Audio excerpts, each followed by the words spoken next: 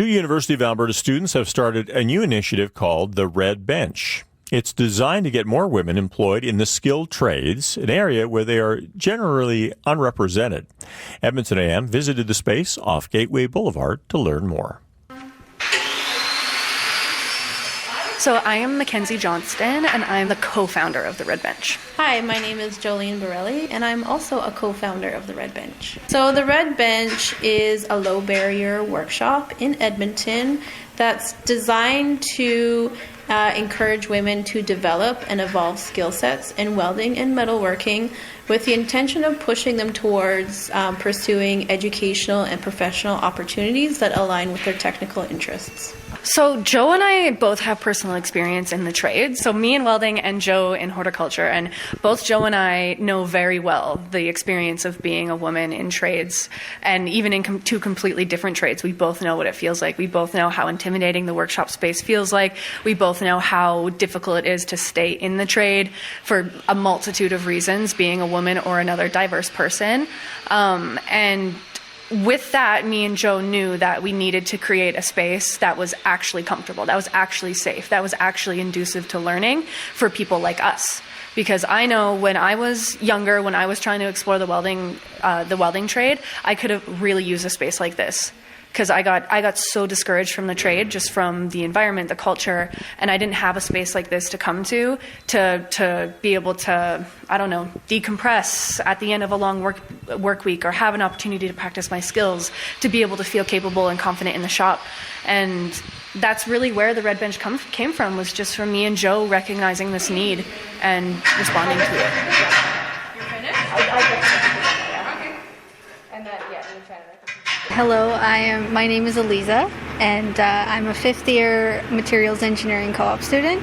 A lot of even engineering itself is such a male-dominated field, and welding is completely male-dominated. And to have a workshop that is like for women and people from the LGBT community it's so important and necessary, especially in this day and age. Like, it's 2022, I think it's time. Well, even just yesterday, actually, we had one of our members in the shop, and she was actually telling us about how in construction and in welding as well, she was almost always the lowest paid person on site. And that was happening just a couple years ago. And, you know, women all the time need to walk away from jobs like that when they are being underpaid and when the conditions aren't right for them. Yeah, lots of companies don't have separate change rooms for women or separate bathrooms for women, and so that in itself is a barrier to be able to work somewhere if you don't have a place to go to the bathroom, if you don't have a place to change. And I just feel in general, in male-dominated spaces, there's a lot of ego, there's a lot of chest beating, because there's a lot of insecurity, to be 100% honest. And that's not really a good environment to learn and to grow in.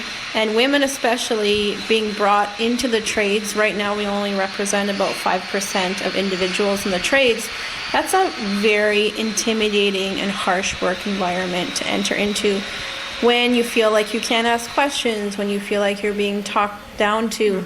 And that's already on top of other things like sexual harassment, Yes. discrimination, not being able to get the benefits that you need to be able to go on maternity leave and things like that. Hi, my name is Shannon Lohner. So I'm making a jewelry tree. Don't really know how else to describe it, but it's my first time welding, and it's gone pretty well. It was really scary, kind of just like, especially the first demo that Mac did, where it's kind of like, Kate, like helmets down, you're flying with the arc, and you're kind of like, holy, like, okay, I guess we're doing this.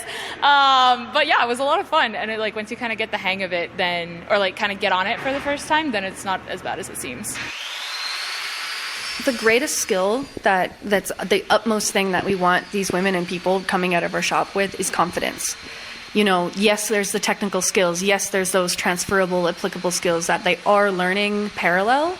But the biggest thing is that self-confidence, that sense of self, knowing that they can go into their workplace, they can go into welding, metalworking as a hobby, into any kind of male-dominated space, and be able to know that they have the confidence to be able to stay there and to be able to use their new skills and to be able to just exist in that space without feeling so full of fear or intimidation.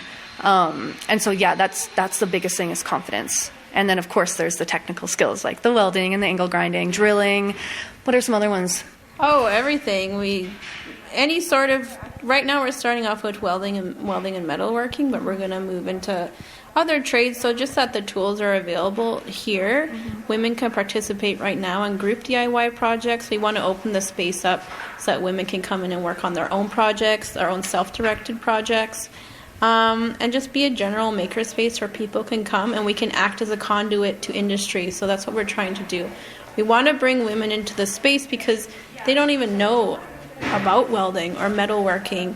And how could you go into a trade that so badly needs more individuals in it if you don't even know if that's an option for you? So you come here, you try it, see if you like it, and then see where it takes you from there. Mackenzie Johnston and Jolene Borelli created the Red Bench, located on the south side, just off Gateway Boulevard. You also heard participants Eliza Batul and Shannon Lohner. For more information, go to theredbench.ca.